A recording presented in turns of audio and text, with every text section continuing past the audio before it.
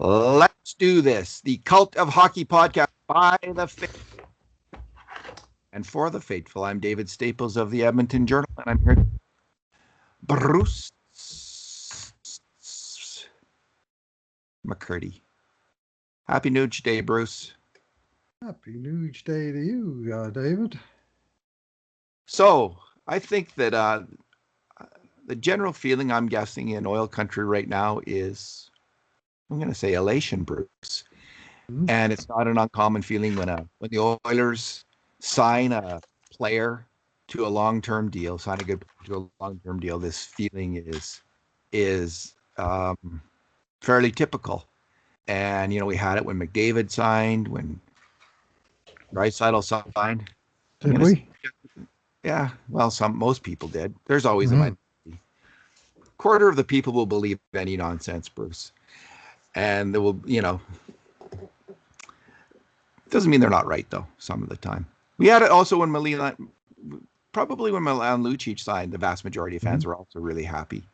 It's a typical feeling on a day like this, and it can be a misleading thing. We're not always right. Our first reaction isn't always right. Oh, of course not. And I've been a skeptic of a long-term big money deal for Nuge, but I have to say when he signed, I was also happy. Like, I also felt that. Yeah. I felt that momentary elation, and I think in Edmonton we have it in part due to the history of great players having a history of not finishing out their careers here. It's a powerful feeling in Edmonton, when every single one of those great players who played with the 80s teams moved on. Some of them came back for the final few years, usually when they were really spent as hockey players, but none of them played out their careers here, not a one of them. And it was really disappointing. Then we had another round of it. We had the Pronger rejection. We had Ryan Smith, who didn't want to reject the team in very similar circumstances to this contract. It didn't work out, and they moved Ryan Smith. And I was okay with that at the time, and I think in the end I was wrong about that. That Ryan Smith paid out his deal overall as a player over the full term of that contract. That was a good deal for the teams that had Ryan Smith. So these contracts come down to a yes or a no in the end. We can have multiple feelings about what's good about the contract, what's bad about the contract. In the end, for Ken Holland, this comes down to a yes/no decision. And towards the end of the podcast, we'll get to that, where you and I stand. If you had to make a recommendation, yes or no, because that's what we can go back and forth. Oh, I like this about it, but it comes down to that. Yeah. On these deals. So we'll do that at the end. Bruce, to start though, there's been lots of commentary on the contract already, and we're going to go through some of that contract. But we'll start with Ken Holland himself, who just had a press conference. And here's what Ken Holland said, quote, "For Nuge, term was important. He loved being an Oiler. He loves playing and living in Edmonton. Cap number was important to me. Term was important to Ryan and Rick Vallette, his agent. And ultimately, I got a cap number I was pleased with, and they got a term they were pleased with." What do you think of Ken Holland's? He talked about being a very tough negotiation, the most unique contract he negotiated, how things had changed during the pandemic, back and forth. It sounds like it wasn't easy. Sounds like in the end, though, he got the cap number, bottom line, that he wanted. They got the term. What do you think of his comment? Well, basically, before his press conference, wrote a paragraph or even a sentence summarizing exactly that the Oilers, that the player relented a little bit on cap hit, and the team relented a little bit or a lot on term, and the no movement clause that is embedded in this contract as well, which is, of course, the maximum 8-year deal with the no movement clause. Yeah, I mean, he's bang on. I mean, they would have had to pay quite a lot more to sign this player to a 2 or 3 or even 4-year extension on a per year basis, and I suspect that the second 4 years overall probably lowered that cap hit by certainly $1 million and maybe more. Yeah, I would have been much happier with a shorter term deal Mm-hmm. for a lot more money. Like I Mm-hmm. think if my initial stance was like a $7 million for 1 year, 6.5 million for two, 6 I million for remember. three, and I wish that had been Nuge's priority in a way, like to, um, or I wish he had been open to that. And I don't Mm-hmm. know if the Oilers would have been open to that because the Right. cap, there's all kinds of things at play here. The cap could go up in the Mm-hmm. last few years of Nugent Hopkins' contract. Right. And so suddenly a $5.1 million a year cap hit isn't nearly as big a deal, especially if you have to buy it out. And Bruce, Pierre LeBrun has released the details of this contract, and the last 2 years of this deal, I mean, are very buyoutable, especially the last year. The last year is just full salary, 3.75 million. If you buy that out, it's not a huge penalty for your team, especially in a cap world, conceivably by Right. 2018, 29, Mm-hmm. with the hyperinflation that's likely coming to our Mm-hmm. society. A cap hit of that size is going to be easy to buy out. And even the second last year, it's a $2.5 million salary plus a $1.25 million signing bonus. Those last 2 years are pretty easy to buy out. Yep. And for me, like I was looking at I was happy with a 5 year deal, for instance, at this cap hit $5 million. So this is one more year than I was going to be happy with. At 6 million, it's three more years than I was going Mm-hmm. to be happy with. But the last 2 years are very buyoutable. So, Mm-hmm. there's that to be said for it. Do you have a quote, Bruce? What do you? Yeah. Well, yeah. Um, the buyout option. I just to finish my earlier thought that the difference between having a lower cap hit over 8 years, where the first 4 years are cheaper than they would be. The first 4 years are the big four, first 5 years, and that those are the Draisaitl McDavid years, right? Where the team needs to save on the cap as much as they can while both Leon and Connor are locked up on the team. Yeah, And beyond that, I mean, we're into the realm of the unknown. But thinking they're overpaying Nuge for the last 4 years, I mean, from a franchise perspective, it's his next 4 or 5 years, which are hugely important. And to get this guy locked up at a reasonable price point is pretty good in that. So I will quote Oilers blogger Sean Patrick Ryan, the Oil Knight, our sometimes guest writer here at the Cult of Hockey with on the prospects, which he excels. He says, "Love the salary amount, don't love the term. But I'm not one of those to complain about years 6 to 8 in year one now. What's done is done. Welcome back, Nuge." yeah, and this is this is the way this is a that's a solid take on the contract. I mean, Ken Holland stressed this is the time. Like these McDavid and Draisaitl are in their prime right now. You got to win now, right? And Mm-hmm. you know, I'll just cut to the chase. My recommendation on this deal would have been no. Like in that binary yes or no, I Yeah, would have said no yeah. because I think that you can use that cap hit um, to get players who can replace Ryan Nugent-Hopkins without that kind of term, without that kind of back end that's going to Mm-hmm. hammer on your team 5, 6, 7, 8 years from Right, now. So I just think you could replacing his even strength scoring this past season, Bruce, would not have been hard. right. He scored at the equivalent of like a fourth line winger this year at even Still don't strength. understand it. Is the truth. That's the fact. Oh And no, I know. over 2 years, he scored at the equivalent of a second line, third line winger over 2 years. Now he had that great run, of course, with the dynamite line Mm-hmm. that boosted his scoring. So on the plus side, if they go back to the dynamite line and they're able to Mm-hmm. recapture that magic for the next 2 or 3 years, Mm-hmm. this contract could be killer So for be. the Oilers. This could be part of them being a Stanley Cup team. I Mm-hmm. I I don't know why they didn't do that this year. I think it was madness. I have my suspicions, and I'll give you my suspicions, which is unfounded. I think Connor McDavid wanted to play with the top winger, and it Mm-hmm. was either Yamamoto or Nugent Hopkins. And for team dynamics, this is how this had to play out. That McDavid needed a better line mate, and it just happened that it didn't work out at all with Nuge and McDavid. They had so little chemistry. But they could Worked go out on back the to the power play. Yeah, it worked out on the power play. It worked out I've on the got power no play. explanation for some of it. Could you? It's a difference. It's a different. Nuge was not cast as a sniper on the power play. Draisaitl was. He's out there to slam in Right. the goals. At even Mm-hmm. strength, Nuge is cast to be the sniper with McDavid. He's not a sniper. He's a give and go player. McDavid isn't really a give and go player. He's a I'm going to go go go and then I'm going to set you up for a great shot player. And Nuge doesn't have the hands or the shot to close on those plays with McDavid. So my hope is, Bruce, I'm hoping that I'm incorrect. I'm hoping that Mm-hmm. Nuge can find that success that he had with Draisaitl and Yamamoto again, Mm-hmm. and just have this incredible line for the Oilers. And I'm hoping that Oilers can find a winger who can figure out how to play with Connor McDavid, which is no easy thing to do, which is a really hard thing to do, and which Nuge could not do, frankly.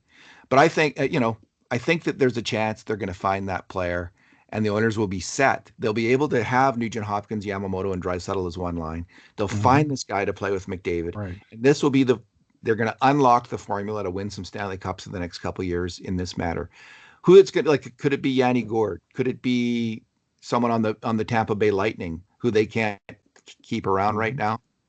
But to me, that's the whole success of this contract and the success of the Oilers is predicated on that.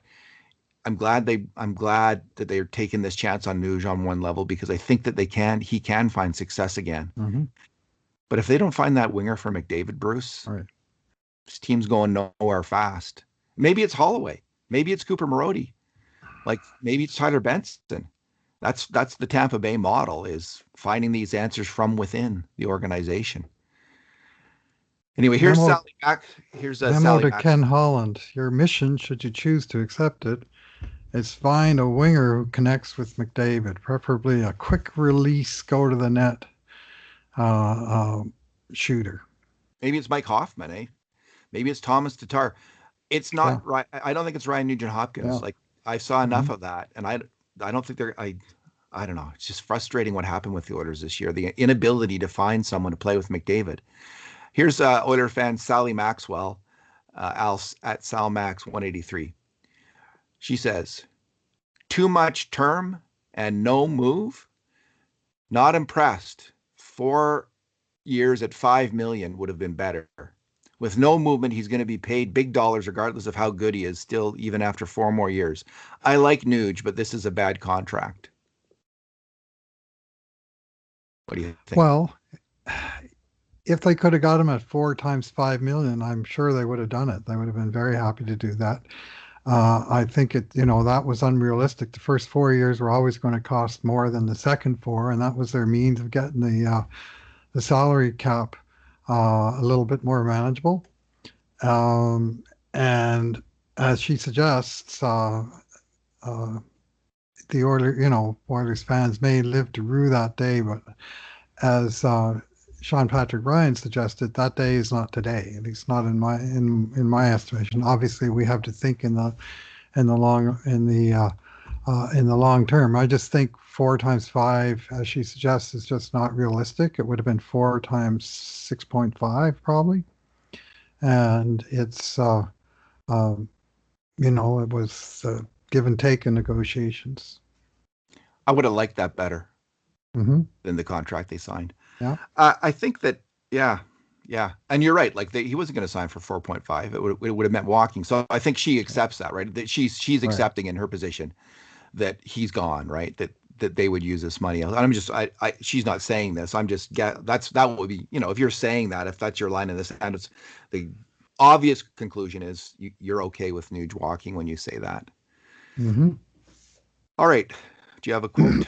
I sure do. Our very good friend and long-term coworker Jonathan Willis, now of the Athletic, he says an 8-year deal for RNH at 5.125 is a good deal for everyone. The Oilers get a good player at a great price. RNH gets maximum term and control via a no movement clause. The fans get to see a longtime favorite stay in the city. Nugent-Hopkins would have received more money per year if he'd gone to market. Fans are always clamoring for players to take hometown discounts. RNH got term and control, but he certainly left money on the table. Fair comment. That's a fair comment. Like, and Ken Holland made it himself. He says if Nuge had gone to free agency, he would have got more money, higher cap hit. And I completely agree with that. Yeah. He would have got more money over 8 years. He would have got more money over short-term deal. He would have just got more money. There's some teams, and you know, it's such a funny thing, because it might make sense for a team if you're going to use Ryan Nugent-Hopkins correctly as with other give and go players, other players who share the puck, who move the puck, like Leon Draisaitl and Kailer Yamamoto. If you're going to use him in the right way, he suddenly becomes a very attractive player. If you see him as a second line center or a first line center on your team, you are going to be greatly disappointed, I think. Like, even as a second line center, like, I'm not sold on Ryan Nugent-Hopkins as a second line center. He's never been a driver in that position. His defense is okay-ish at best to me, Bruce, as a second line center.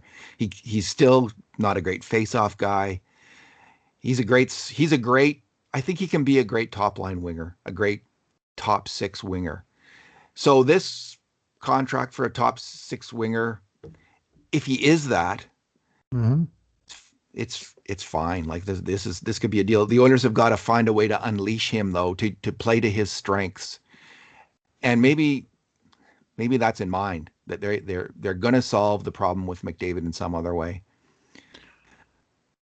Yeah, solving that McDavid winger problem, that's an issue for either a trade or the open market. They can't go with the status quo, and I don't think they can go finding someone, you know, $975,000 and hoping he suddenly blossoms there, like or even for that matter, as you suggested, Marody or Benson.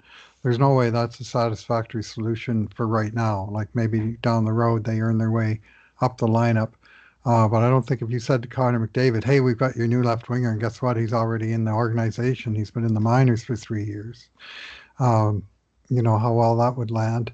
I like Jonathan's point about the fans get to see a longtime favorite stay in the city. Like, I think that's a huge sort of overriding emotion on a lot of these tweets.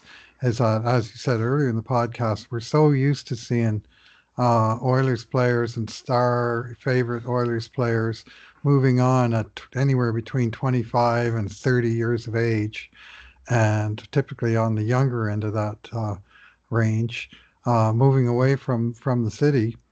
And all of a sudden we've got a guy, he's been here for 10 years. He's the first guy since Alex Hemsky to be on the Oilers for 10 years.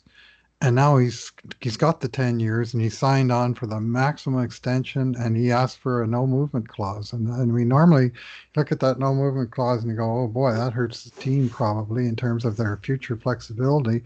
I don't mind it in the sense that we got a player that wants to be here and be on the Oilers. And when you think around the league, how many players have no movement clauses or restricted trade lists where they say, don't trade me to these 5 cities, and Edmonton is one of the 5 cities? Well, Ryan Nugent-Hopkins has just taken a stance that is polar opposite to that, saying, I want to be in Edmonton. I've been here for 10 years. It's my home. I want to stay here. I want to finish my career here. I mean, 8 is as long as he could go, but I mean, that's a clear statement, and he's got that maximum term and control, again, as Jonathan says. And I think that's as a fan of the player and as a team, I like it.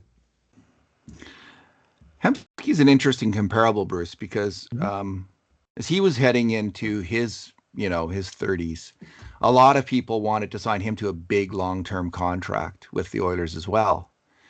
And whereas Ryan Smith worked out, I think, on his contract, his big long-term contract into his 30s, that wouldn't have worked out with Alex Hemsky. When he left here, don't know his exact age, but he signed a deal, 30, I believe. 3-year deal with Dallas, and didn't really work out great with Dallas. He was okay with Dallas. Yeah, just okay. He was already a broken man, eh? Yeah, he was already banged up and injured, and Nuge doesn't have that injury history. So that's one difference. But I'll tell you what, there's lots of people super excited about the idea of giving Hemsky a similar kind of massive contract into his 30s, and the Oilers avoided that. So, here's my thinking of the excitement of of him staying, like that quickly dissipates, very quickly dissipates if a player doesn't perform. Right. And we've already had a season where that really didn't happen with Nuge. Now, there's a really good chance that that came down to usage, incorrect usage from the team, and that they could get that right. But how quickly things sour for any hockey player if they don't perform up to their contract. And if we're sitting here next year at this time and Nuge has just had another season where he's had that kind of even strength scoring production, Bruce, there's a world of pain with this contract, is the truth. So I keep that in mind. Now, doesn't have to be that way. This could easily have been an anomaly. His even strength scoring this year could easily have been just bad usage, bad puck luck. And that's what my numbers tell me, that it was a lot of bad puck luck there as well. He could have easily had 6, 7, 8, 9 more points at even strength for the amount of chances that he was in on. So, yeah, temper it with that elation that he chose Edmonton. I just have some hesitancy. Okay. All right. Well, let's think of it this way. Imagine if he'd originally signed a 6-year deal instead of 7, way back when. And his contract had come up not this summer, but last summer, when he was coming off the 41 points in 30 games in the second half of the season, 8 points in 4 playoff games, and absolutely tearing it up. He would have, whatever term he got, he would have gotten a raise on that term, on that AAV. And the fact that he had for him a poor year, which was still a 55 points per 82 pace, I might add. The fact that he had that poor year before the contract has really cut down on the cost of the contract. So imagine what the stink would be if he'd had this year based on a $7 million payday. Now, even if he has an off year, well, your threshold is $5.125 million. It's not 6, 7 and beyond. So with all the different things that he brings on both special teams, he's the only guy only forward who's a regular on both special teams, and that's been a real strength of Dave Tippett's teams both years, that he's going to cover quite a bit of that value there. And we can only hope that this past season was just an off season for him, a bad luck season, as you point out. Just maybe there was some nagging injury that was at issue. We don't know all of the particulars. We just see the numbers and they make us go, holy moly, 1.15 points per 60. That's not very good. But I would like to think after the prior, 2 pretty good years before that he's going to bounce back. Here's another tweet from an Oilers fan that sums up the mood of the day. This is from Oilers fan Jason Olson, and he says, "I'm thrilled Nuge is coming back. He is an amazing ambassador, embodies the Oilers logo with class and pride. He's earned the no movement clause in my mind. I hope he retires an Oiler." Yeah, he is a class act. If they're going to invest a long term in a player, as a character player, sort of a face of the team kind of player, they could do a whole lot worse than this guy. Like he's always represented himself and the team really well. He's put the team ahead of himself. He's never left me any kind of impression that he's a me first kind of player. And he's accepted a subordinate role with, when he came up, he was, the guy, and him, Hall and Eberle were the guys. But when Draisaitl and McDavid came in and clearly were the new central core of the team, he's adapted to that, I think, pretty darn well, both on and off the ice overall. Yeah. I guess my hesitancy is, how many of these long-term contracts for forwards into their 30s work out, Bruce? What percentage of them work out, even for, let's say for half the contract? Mm-hmm. How many of them work out for half the contract? How many of them work out for the full term of the contract? Of players of Nugent-Hopkins stature. Now, these are different. I'm going to give you a list of players. They're different styles of players, but Milan Lucic, Kyle Turris, James Neal, Matt Duchene, Jeff Skinner, Louis Eriksson, Ryan Kessler, Andrew Ladd, Franz Nielsen, Kyle Okposo, and Derek Stepan. Now, if someone could come up with a list of similar players who worked where it worked out, I'd be a lot more optimistic today. Mm-hmm. And that would be my challenge for anyone who really supports this contract and thinks it's a good idea is, there's my list. I've cherry picked this list. Mm-hmm. I want you to cherry pick a list of similar players.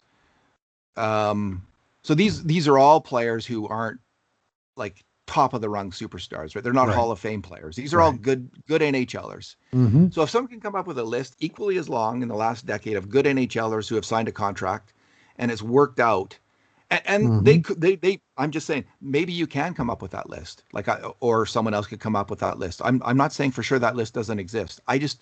Maybe I'll try to come up with it myself. Okay. And see if I can do that, because maybe it exists. Maybe I'm wrong here. I'm just thinking it's probably 2/3 of the time, at least, it doesn't work out. That's my instinct right now, Bruce. 2/3 of the time, and I hope it's not more like, I hope it's not 4/5 of the time. Mm-hmm. But if it's 50-50, if it's a coin flip, then I think, okay, good, sign Nuge.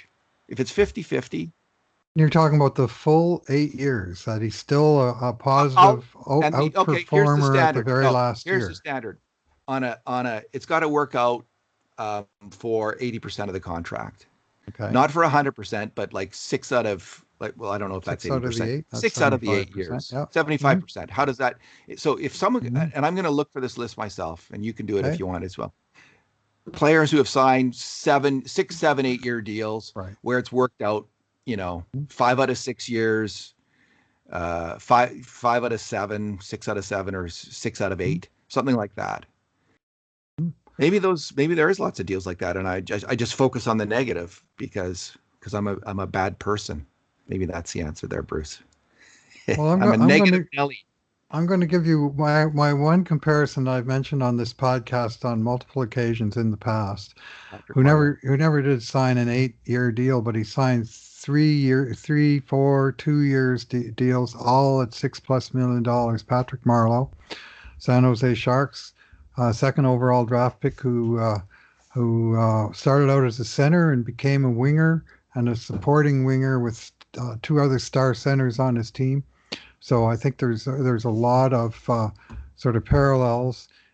He had 60 points for the first time at age 26, same as Nugent-Hopkins, and into his 30s.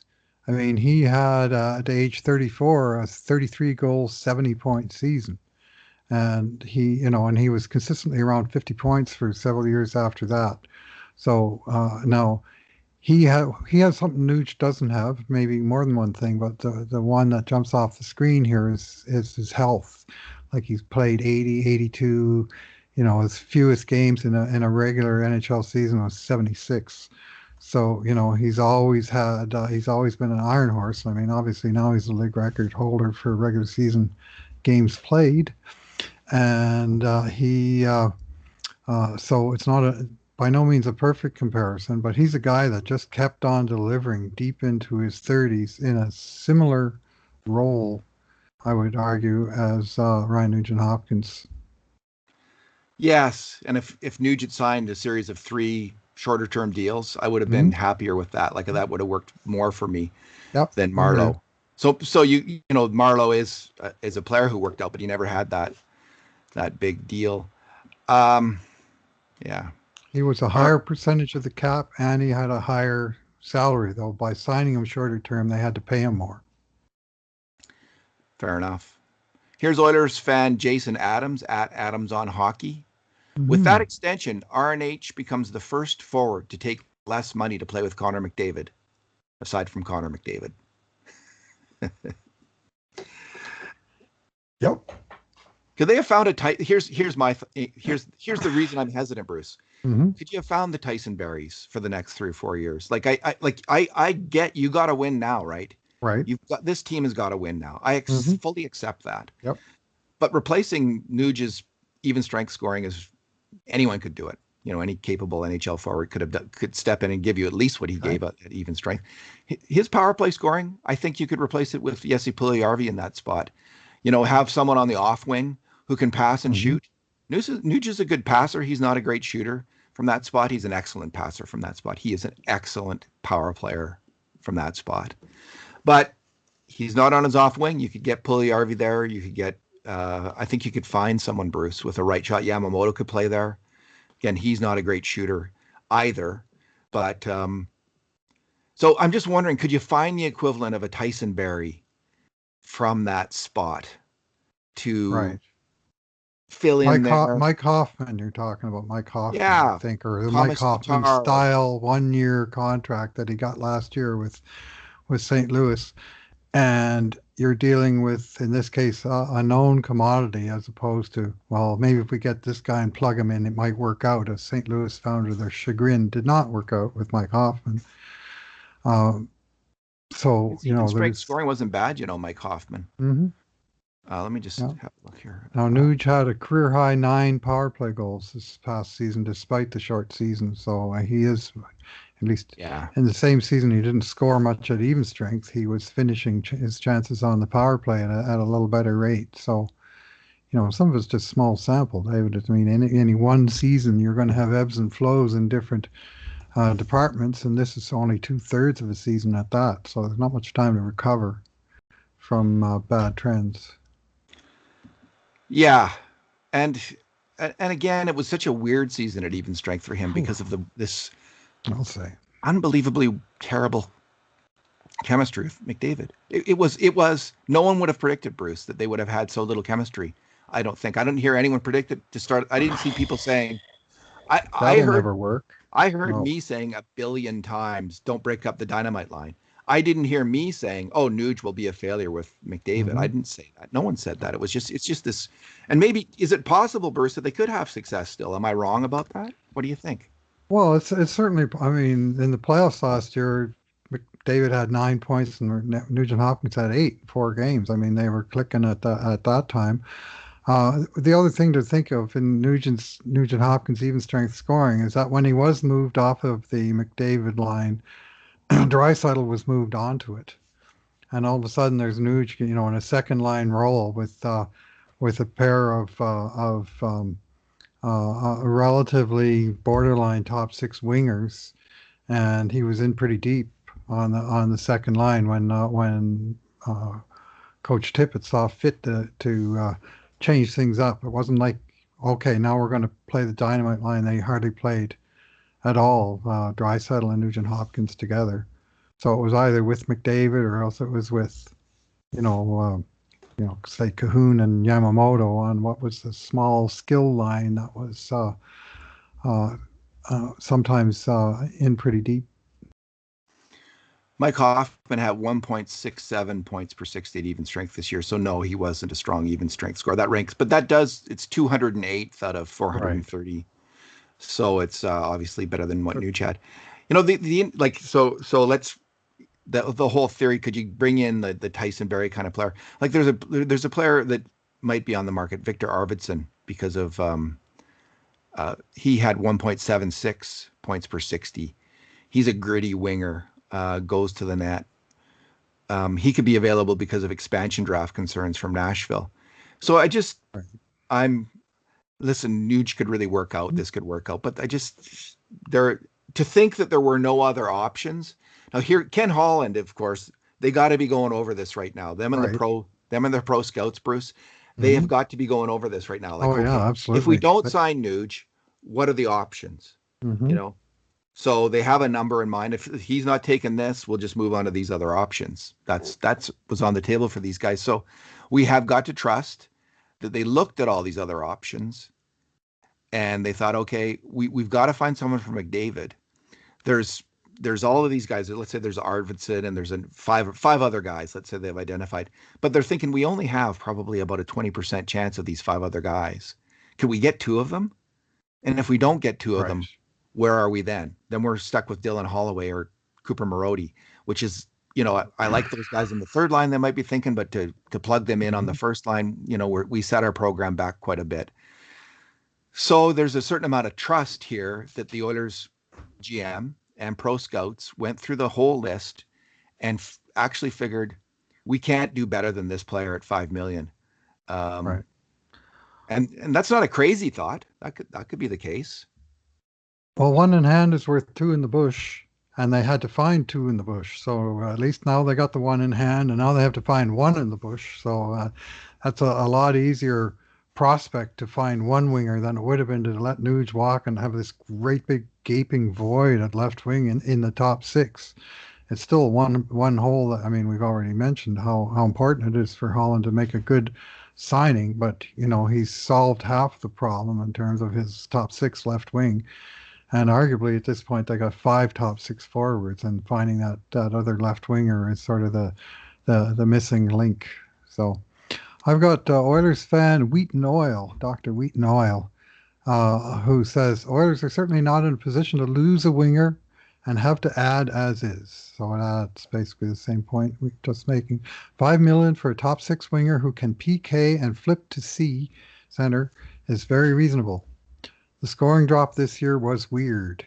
Wasn't even in goals, really, just primary assists. Super strange. Nuge will be 35 in his last season of this deal. Lots of people are saying 36, but Wheat is correct. He'll be 35 in the last year of the deal, 28 in the first year. Turns 36. Yeah, he turns 36 in January the playoffs. of last year. April in the playoffs. Okay, sorry, last year. Oilers have to hope his inexplicable 5x5 scoring crash this year is a one-off. But the cap hit is lower than I expected because of his term, and I'm happy to have him.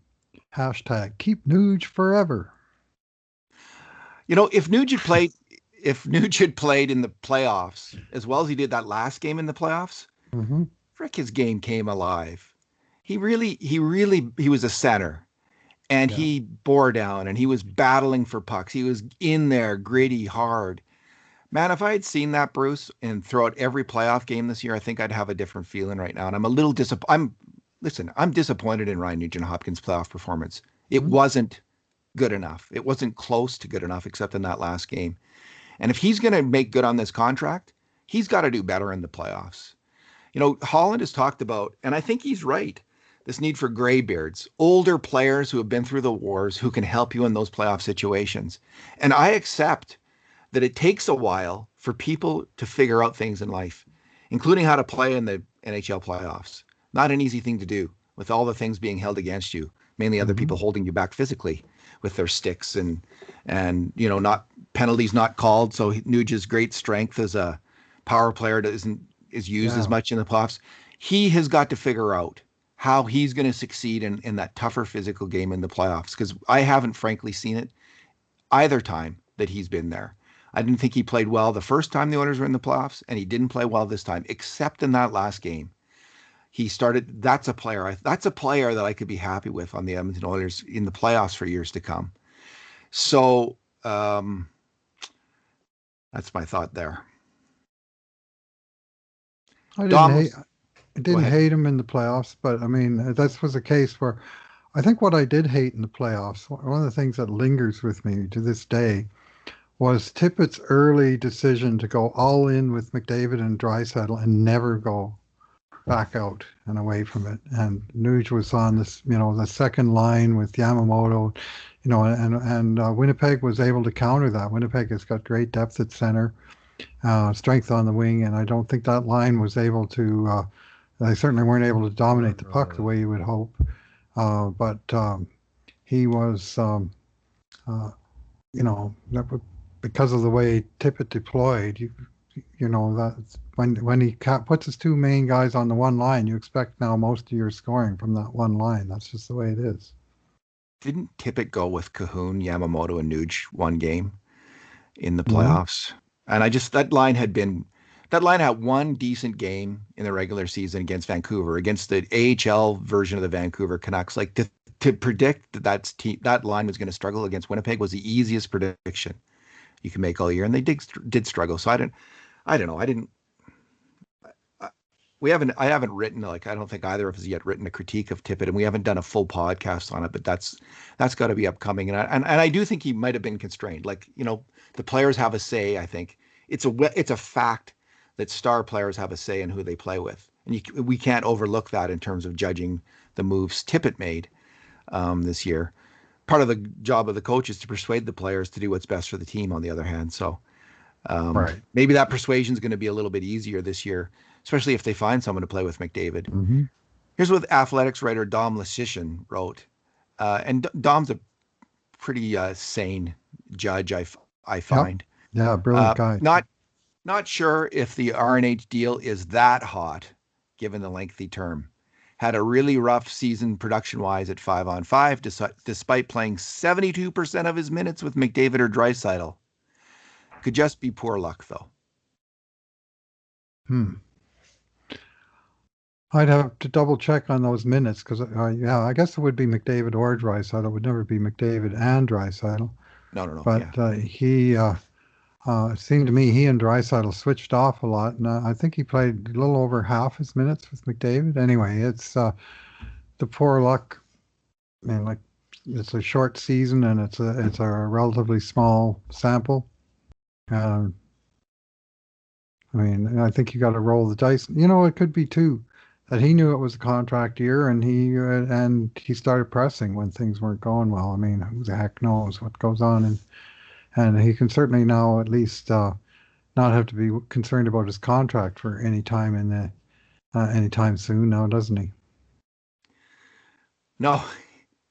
He seems to be set up in that regard. I don't have a lot of, like, in terms of his motivation, like we don't know what was going on in his head, but he did sign that long-term contract early in his career. He continued to play well and improve and work hard. I think he's got a good work ethic.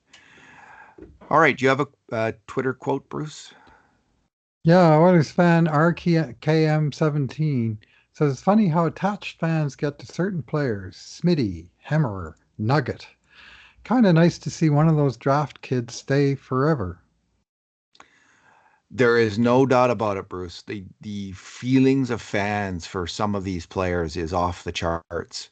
And I guess part of, like, I might be a little less inclined to be that way because if you're an older fan, you lived through the 80s and your heart was broken just so many times, repeatedly, and in a way that's hard to get over with Gretzky. And it was funny though, with the hardcore feelings that I see now for like players like Smith, Hemsky, and Nugent-Hopkins, I've never shared those feelings about those players. And maybe it's a defense mechanism, right? Like I don't want to, like, I can't invest again. I'm not going to invest again. Your heart's been broken too many times. You can never fall in love again. But I honestly think it's something else. I think it could be that, but I don't think it's that. If I'm completely honest, I just think that I have seen too many players in their 30s not really kick butt. And so I'm a little bit wary. I think it's more of I kind of wonder at the people who do have these incredibly intense feelings about all these players. Like, I get it. I understand that, but I do kind of hold that hockey actuarial table in my mind pretty firmly, and I'm kind of a hard ass when it comes to that. Here's Hockey Analytics team Evolving Hockey at Evolving Hockey, and they say, we projected 6 years at $7 million, given he stayed and signed before free agency. At 8 years, we projected $8 million per year. That's a weird projection. I would have for sure predicted there'd be a tail on the longer the term, the smaller the cap hit, and obviously they took that to the max. But maybe they mean if you went to UFA. 6 times 7 is that's not so off base. I think they're a little high in the flat cap era, Evolving Wild or Evolving Hockey, but they certainly didn't pay any 8 times 8, thankfully. That's what Nashville's paying Ryan Johansson, and they've lived to regret it. Aren't they paying Duchene something similar to that as well? Yeah, like, what did he get? 7. Problem. I think he only got 7. Yeah, Matt Duchene, who scored at about the same level of even strength points this year, is at the same rate as Ryan Nugent-Hopkins. Like, yikes. And Rascal Gas, on the other hand, at Rascal Gas points out, Nuge still makes less than Louis Eriksson. I should be happier about the term. The term really is like as you suggest, Bruce, if he had signed a contract after last year, after Mm-hmm. the season he had last year, he would have signed for 7 million at least, I think, Yeah, I think per so. season, and it would have been a long term. Might not have been Yep. 8 years, but it would have Might been have been six. close. Might have been close. So I don't think it was their strategy to break up the dynamite line to underpay Nuge. But if it was, and then Mm-hmm. reunite the dynamite line, that would be the Machiavellian hockey move of the decade in Edmonton. I don't think that's what happened. I don't think it's close to what happened.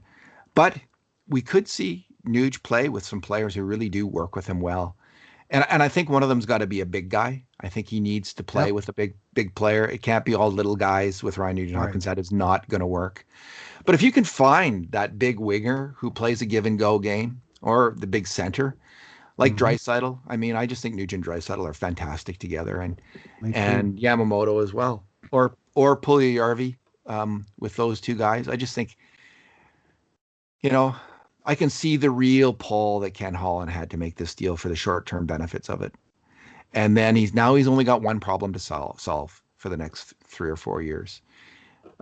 He's got to find that winger for Connor McDavid, and it's not going to be easy because you got to find that guy. I kind of actually like Yamamoto with McDavid, Bruce. Like if they break up the dynamite line and put Puljujärvi with Nuge and Draisaitl, I think Kailer Yamamoto is a fantastic defensive hockey player because he's so smart.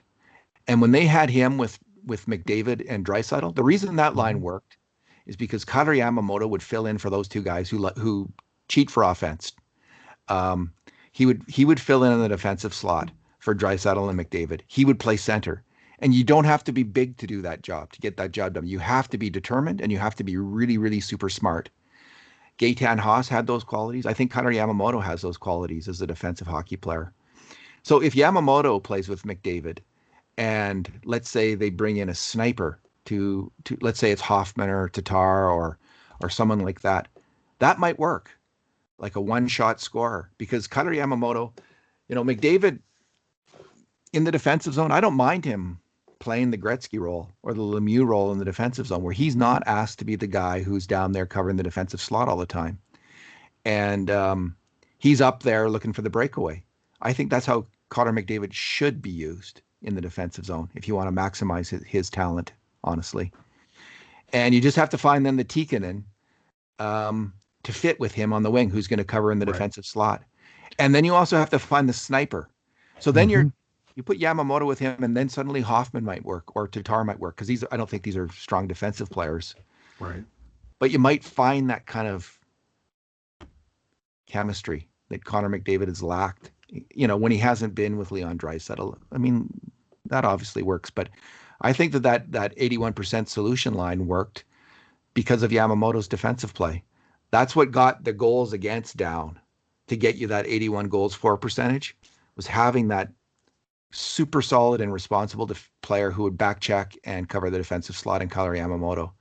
That's why that line was at 81% goals for percentage as opposed to 56% or 60%. Right. So Flames blogger Ryan Pike. He says 8 years is a bit lengthy, but a 5.125 million annual average value for RNH is a steal. That's 200,000 less than Michael Backlund got from Calgary. That's not a bad comparable player. Now, Backlund, for his part, signed a 6-year deal, not an 8. So there's with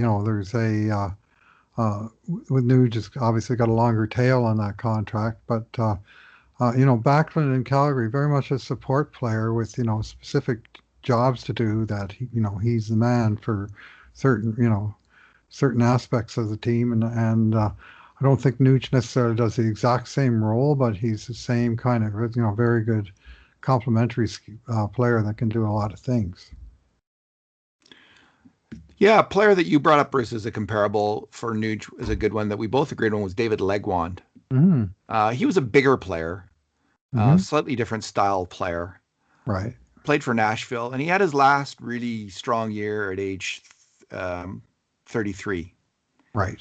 51 points in 83 games. He went between Mm-hmm. two teams. And then he had two kind of mediocre years, and he was out of the NHL. He played till his final year. He was 35 at the start of his last year.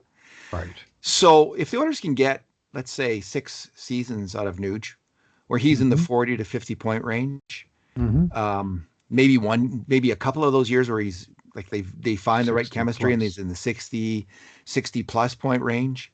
This is a deal that will work for the Oilers. I'm not like, if the final 2 years don't work,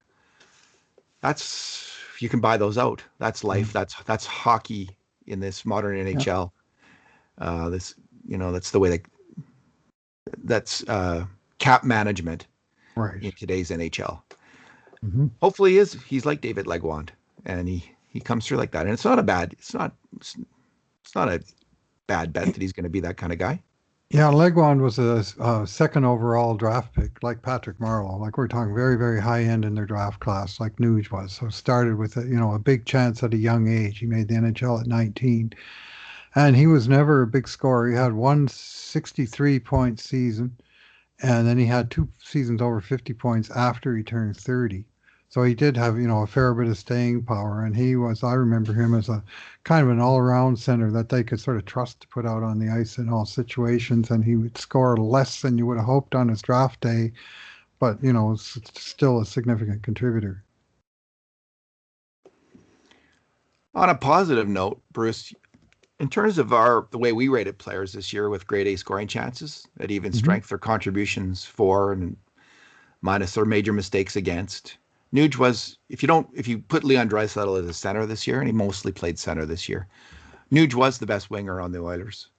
He had the highest grade A plus minus per game of any Oilers. He was just ahead of Jesse Puljujärvi. So the top 3 were actually really close, and they are Ryan Nugent-Hopkins, Jesse Puljujärvi, and Kailer Yamamoto. That said, none of them really crushed it. None of them They need better. They need better. They were all kind of like second line wingers. If you had second line wingers at that kind of plus minus that they had, you'd be looking good. But they didn't have one guy as a winger who really excelled as a top line winger. And maybe they're looking at if Taylor Hall really is he's going to sign in Boston, and if Zach Hyman is going to sign in Toronto, they're looking at like a really elite kind of guy. None of those guys. I don't think either of those guys, honestly, going forward into their 30s is going to be top drawer. But there probably isn't a lot of options. You were looking at guys like Hoffman or Tatar, I think, or Arvidsson in a trade or that kind of thing to fill in. I'm willing to bet that Tatar is not going to re-sign in Montreal. Just guessing. Maybe he'll get in the final 3 games and be there, score a couple big goals and turn everything around. Things change fast in hockey. He's got to be bringing his price tag down, unless there's some injury. And I mean, he's not listed on the injured list, and I think he's skating with the team every day. It's just a coach's decision. So on the one hand, you'd say, well, how is a guy that can't make the 4th place team in the North going to help the 2nd place team in the North? And on the other, you can say, well, it wasn't a good fit there, but maybe the different fit with the different situation is worth a bet, but it'll be a lower money bet than it would have been based on what he did in the regular season if he hadn't got, basically benched for the playoffs. Yeah. So maybe they can get him for 4 or something instead of 5 or 6. So, Bruce, yes or no? If you had to give your advice, Ken Holland saying, okay, Bruce, you've seen this player play his whole career, 10 years now. We're thinking of giving him an 8-year deal at this amount. Yes or no? I'm going with yes. Okay. I'm comfortable with that as a fan of the team and of the player. I like the continuity aspect. I just like the aspect of here's a guy, that clearly wants to stay here and play his whole career here, but he has proven to be a good complementary player. Not perfect, but pretty darn good. And, $5.1 million, be a long list of guys in the league that make more than that. And he took a haircut in his, in his second major contract from his first one. So the price point I like, the player I like, the term, that's the issue, but on the basis that 2 out of 3 ain't bad, I'm going to say yes. Yeah. You know, of the players that I listed who are comparables, a lot of them are stylistically quite different than Nugent-Hopkins. Most of them are. Louis Eriksson, though, I think is a fairly good comparable, unfortunately. Another one I would put on the list. He's kind of a finesse winger. And Louis had good seasons until at age 30, he put up 63 points in 82 games. So that's Nugent's got his 28, 29, and 30-year-old seasons to come, right? Till he gets 30. Yep. So that's 3 years that although he had poor even strength scoring this year, I think he can easily rebound. I think a lot of it was bad luck. That's what our numbers tell us, that there was a lot of bad puck luck involved there, that he could easily have had 5 to 10 more points this year. So I'm going to go till the next 3 years. This is a fairly safe bet on this contract. And then Louis, as soon as he signed that contract, I think it's a 6-year deal, if I'm not mistaken, in Vancouver for big money. I think it's 6 at 6, something like that, 6 at $6 million. His game just went down the toilet, and could be a chemistry thing with these players. They need to find the right guys to play with to succeed, and he just never found that in Vancouver. But that's what I was going to say. He had to play in Vancouver after he signed that contract, whereas before it he didn't. Whereas at least Nugent-Hopkins is returning to an environment in which he and obviously the team are comfortable. Yeah. So I'm a reluctant no on this deal. I see the benefits of it. I just worry about this contract essentially working out for Louis, like Louis Eriksson's career has worked out. I hope I'm wrong. I probably am wrong. Wouldn't be the first time. We'll see. Well, we've got a few years to discuss it on future Cult of Hockey podcasts, David. Well, I promise not to be one of those guys who constantly brings up the bad contract. Like, we often heard that kind of thing where players are rated against their contract. The interesting thing is the cap hit, as you say, it's not this horrible thing. It's not this $7 million a year thing. So if he just gets 40 points, 45 points, it's like $5.1 million. That's reasonable. That's harder okay. to underperform at 5 million than it would be at 7, right? And I mean, he's been a 20 minutes a night player for the Oilers for quite a few years in his career, and if he keeps earning that kind of ice time, that cap hit's going to look it's going to look pretty all right. Especially if he does well in the playoffs, right? Especially if he figures out a way to bring that A game that he can bring. And maybe he did. Maybe he unlocked it. Maybe he finally figured it out, what it psychologically takes him in that final game against Winnipeg, when he was fantastic. One of the best Oilers players on the ice. He was. And if he can unlock that in the playoffs and be that guy, I don't see why can't he do that? He can figure that out. He's a smart person. So fingers crossed, Bruce. Fingers crossed. That's my whole thing on the Oilers, is always fingers crossed that it works out. So, alrighty. There was a little bit more news let's just quickly go through the other Oilers news that we've had in the last few days. Sounds like, there's been it's kind of iffy on Oscar Klefbom. It's starting to feel a little bit more iffy. I have never been counting on Oscar Klefbom to come back to the Oilers, if I'm completely honest. So the fact that it seems more unlikely now, well, it doesn't even get a rise out of me, because I just think, whatever. I guess I think, Bruce, that in terms of priorities on the team, I'm going to still go with left winger from Connor McDavid as the number one priority, another goalie as another priority. Obviously re-signing Adam Larsson, which Holland seemed to be suggesting is no sure thing. Adam Larsson's assessing his options. Now, maybe he's just saying that to look good, so they don't have to protect him in the expansion draft. He's being a little bit clever there. Sometimes you want to be the fox, not always the lion. So maybe that's foxy Ken Holland at work there. But he seems pretty honest and straightforward, Bruce. He does. He totally does. So I just think Adam Larsson is just assessing his options right now, and that's the real deal. So the Oilers are going to go 7 3-1 with the protected list. What do you think about that? It was as soon as they signed Nuge, it became automatic because they clearly have 5 must-protect forwards. McDavid, Draisaitl, Puljujarvi, Yamamoto being the others. And so all along, the only way 4-4-1 was going to work is if they finessed Nuge through the expansion draft and then signed him in that sort of couple-day window right after that. They just didn't want to wait. They just wanted to get him, get it all locked up that Seattle can't talk to him either. No one can. He's an Oiler. So 7-3-1. And I mean, a lot of people are wringing their hands over Caleb Jones, and maybe so.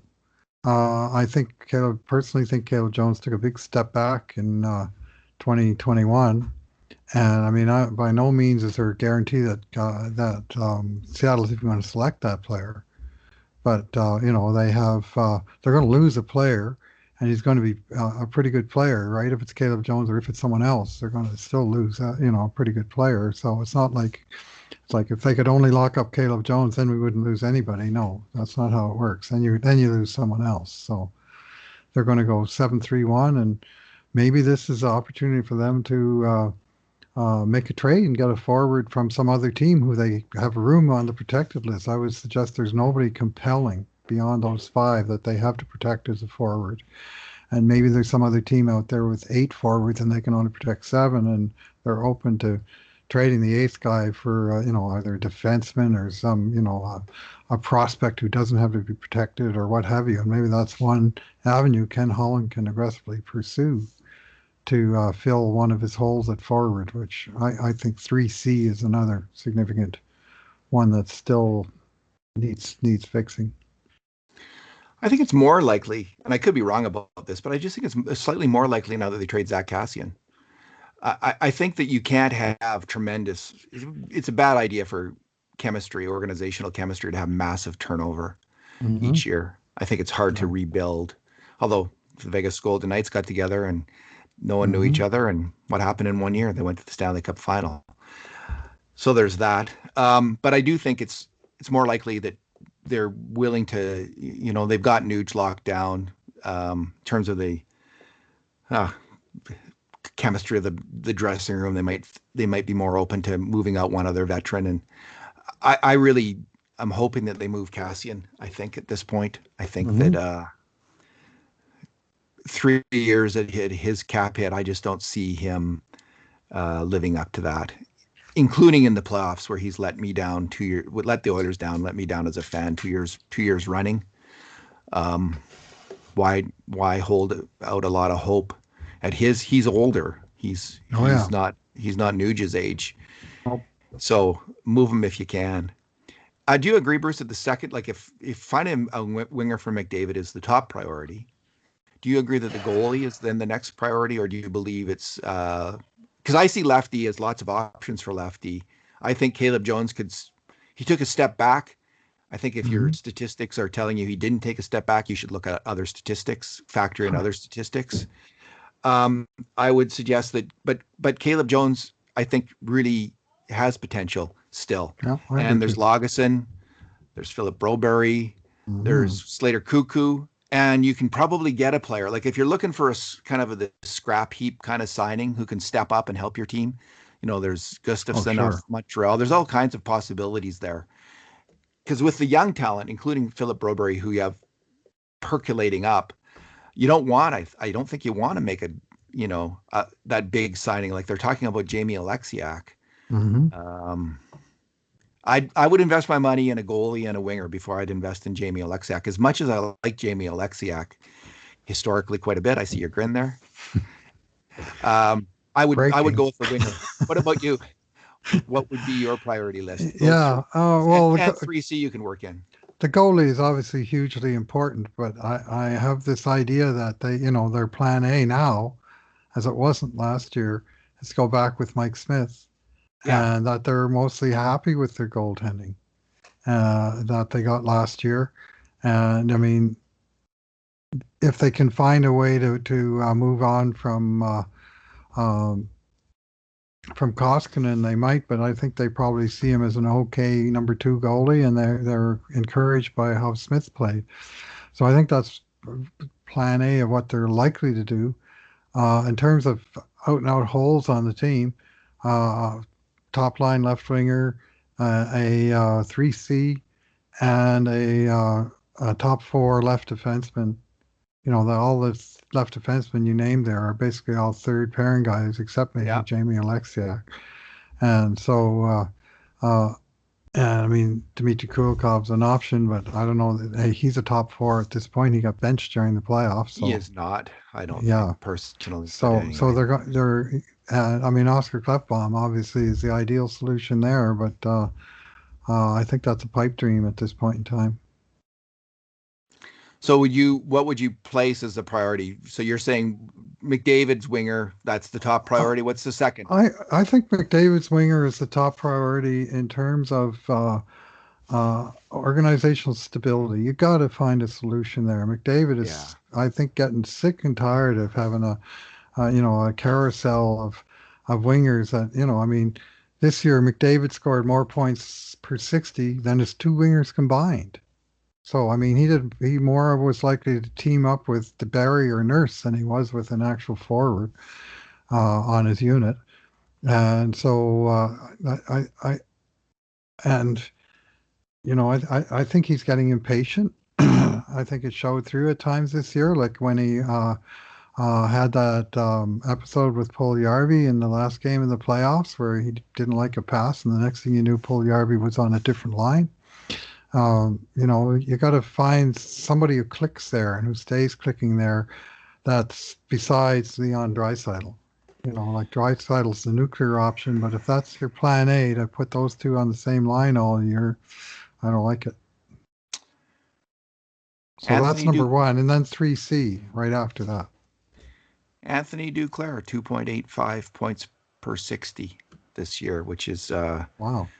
20th overall in the NHL. That guy for forwards sure knows how to score. Yeah. So there are I think if I'm not mistaken, he's a free agent again. Mm-hmm. Negotiates his own contract. We'll see. There are scoring wingers to be had out there, and they got to find one of them. Right. I actually think that the key to finding the right player to McDavid isn't like, I think you can find the scoring winger, the guy who can shoot the puck. You should be able to find that guy. There are a number of guys. It's that other guy, the one who fills in on defense and can take on a lot of the defensive load. It's the Tikkanen. It's not the Curry for Gretzky. It's the Tikkanen in a lot of ways. I think you got to find, and maybe it's Puljujarvi who isn't Dylan Holloway. Maybe it's Dylan Holloway, Bruce. Maybe that's the guy. And good point. Maybe it's Holloway and Yamamoto, and that line takes off. Maybe it's Cooper Marody. I mean, you just don't know, right? Like right. I just don't think McDavid would be happy if you told him now that next year you're going to get a rookie on your left wing because we couldn't find a guy. So no matter how good that rookie is, and I have high hopes for Dylan Holloway, but you just cannot project him into the top 6 in the NHL as a rookie professional, which he'll be next year. And so what I'd like to see is actually them go with some younger players in their bottom 6 instead of like filling it up with these veterans. Yeah. You leave it open, like, so you have Ryan McLeod, Marody, Benson, Holloway. You got 4 guys there, right? And let's say you're gonna keep 2 or 3 spots open for that group of players, and then have 2 or 3 other veterans down low. And that's what I'd like to see them do, is go that direction with the Oilers this year. I think that's because those players, they're not fresh out of the package. Marody, Benson, and McLeod they're all veteran minor league hockey players at this point, and they deserve a chance. And I'd like to see them go in that direction. And Holland's talking about that, Bruce. He stressed that again in the press conference today. So if they spend, let's say they bring in a third line center, and they bring in a top winger, that would be it for me. I don't want to see them bring in a bunch of other guys who are, and then they can move out. Maybe they'll trade Cassian for that third line center. So, Any other news? Any other things perking up the last few days? Have we covered it all? Has McDavid won his MVP today? That comes tonight. Tonight. Okay. Yeah. Yeah. This is Tuesday, June 29th, the 5th anniversary of the Taylor Hall for Adam Larson trade, by the way. But tonight they announced the MVP and the Ted Lindsay Award winner. And surely Connor McDavid is a heavy favorite for both. So, the final stroke in the Adam Larson for Taylor Hall deal will strike the second Adam Larson decides to either stay in Edmonton or move on. And I think that's the moment for kind of the final evaluation of that particular transaction. Mm-hmm. And I'm going to write a post when that happens. I'll think about it, and I'm also want to poll fans to see what they think about how it turned out in the end. Whereas Taylor Hall is currently on his 5th team, by the way. He is, and he's an unrestricted free agent in a matter of weeks. If he doesn't re-sign with Boston, which I think he will, but he's gone to New Jersey, to Arizona, to Buffalo, to Boston. He's become a bit of a hockey nomad for all his talent. And whereas, how about this for a top line? Hall, Yamamoto, and McDavid. They'd score goals. I like Keller Yamamoto. All right, Bruce, let's leave it there. Thanks for talking today. Okay, thanks for listening, everyone. And in the meantime, and in between times, this has been another edition of the Cult of Hockey podcast.